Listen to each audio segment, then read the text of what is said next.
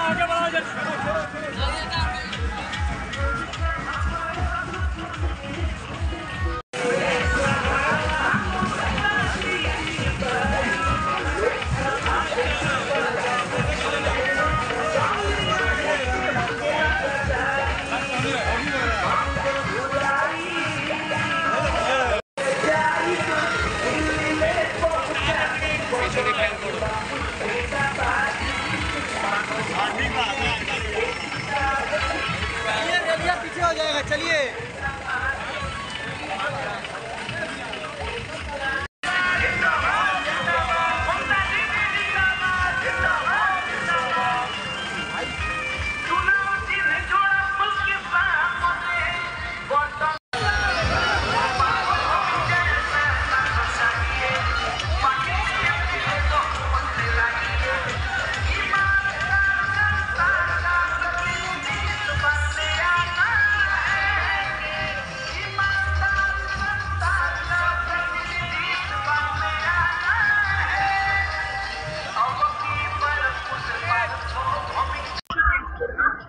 সেটা অর্জুন সিংকে জিজ্ঞেস করুন যে যে জুটের জন্য আন্দোলন করেও বিজেপি থেকে তৃণমূলে এসেছিল, সেই জুট শিল্পের কতটা উন্নতি বিজেপি এই 2 বছরে করেছে, কেউ আবার তৃণমূল থেকে বিজেপিতে চলে যায়।